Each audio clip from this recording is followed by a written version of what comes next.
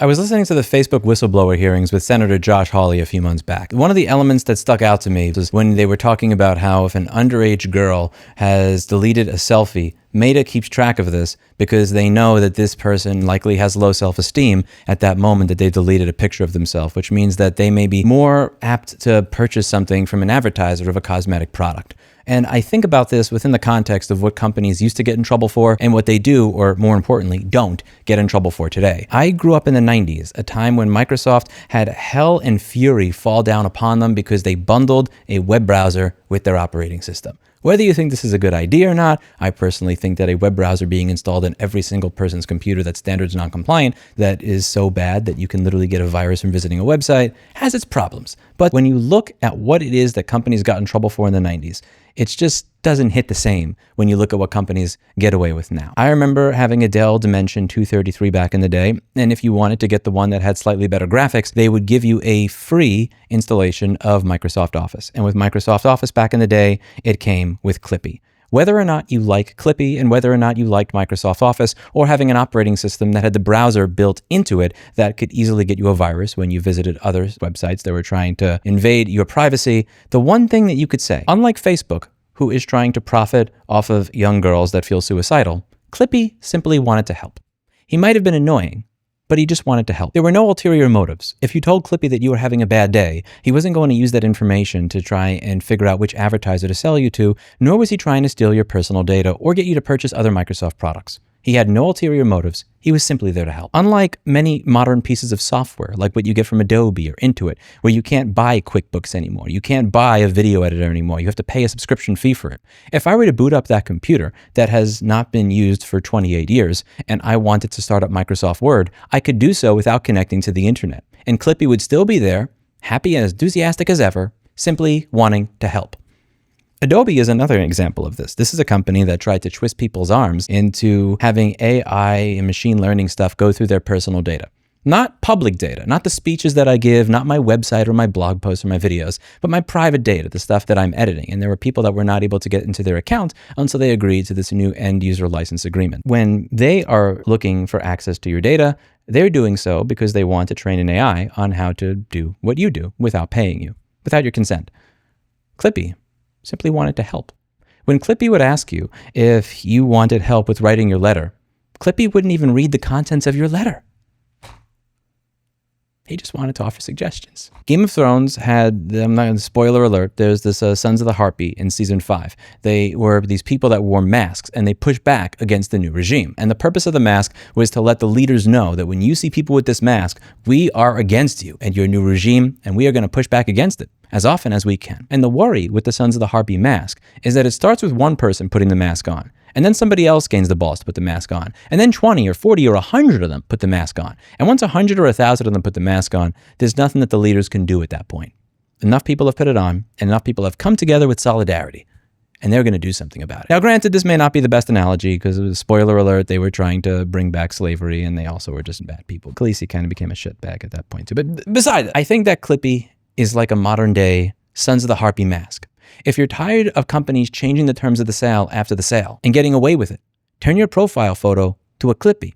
If you're tired of companies that have the ability to reach into your house and ransomware your products so that they stop working unless you pay them again, claiming that that's legal, but then when somebody tries to give you back access to what you bought and paid for, that's illegal, change your profile photo to a Clippy. If you're tired of sex bots invading the comment section on a regular basis, and their comments always posting with no problem, but your comments being censored even when you're not saying anything that bad, change your profile picture to a Clippy. If Google, being one of the premier data mining companies on earth, not being able to tell that little fucking cat with 2 pillows next to it that they try to make look like an ass so that thirsty young men click it as they normalize sex trafficking on the platform that doesn't allow you to express an opinion bothers you, change your profile picture to a Clippy. And let them know that you're not happy. Clippy never tried to normalize sex trafficking. He just wanted to help. If you're tired of companies saying out loud that the reason they want to keep you from fixing what you bought and paid for is that may take money away from them, change your profile photo to a Clippy. I never expected to win the legislative battle. It would be nice if I did, but it was never something that I set as I need to do this or I'm a failure. What I always hoped to do was win the cultural battle, where all of you understand what's going on and you decide that enough is enough. If I ever have a chance in my personal life to push back against this, I will. You're maybe not going to send that email that you're supposed to send to Intersil to tell them, oh, by the way, make sure this chip doesn't end up on Mouser.com. Here's an NDA, blah, blah, blah, supplier agreement. Maybe you just forget to send that email. When there's a new consumer rights law that the senator that you work for is on the fence about supporting, and there's a lobbyist that's going to be against it that wants to have dinner, whoops, maybe their invitation went to spam. I didn't see that. Sorry, boss. Maybe you quit before you create a fake paywall to test if your customers will pay again for what they already paid for.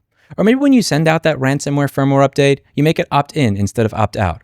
Whoopsie, if in some bizarro world it is actually illegal to make a thermostat work again, and this bastard of a CEO decides to try and get the individual in trouble, 10 cases to prosecute, only got time for 6.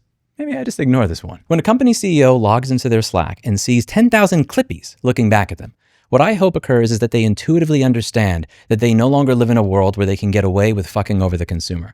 That their employees, their partners are not going to be accomplices to this anymore. That they are alert and they are aware of what is going on, and they are going to politely but firmly push back against it. Every single one of those 10,000 people will be an obstacle to the anti-consumer practices and the anti-ownership practices, and it will no longer be another cog in the assembly line sending us all into a dystopia. There will be a moment where that one person who usually would not have a say in anything can be activated, and in that moment, keep the world from sliding further into a dystopia, or help push it forward in the opposite direction.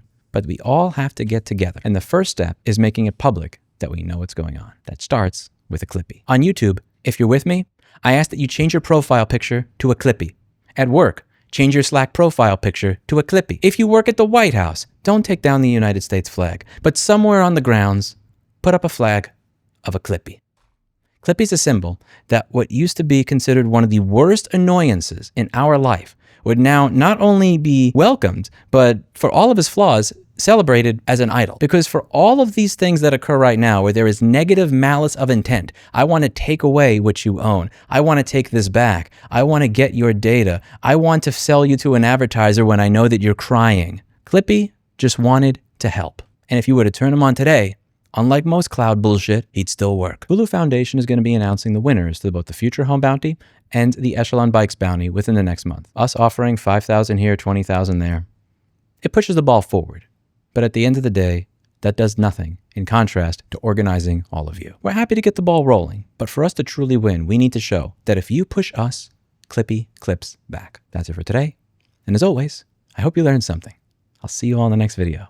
We also have the duty not to infringe the IP rights in the process. It is in fact the manufacturers who have the relevant rights, not consumers.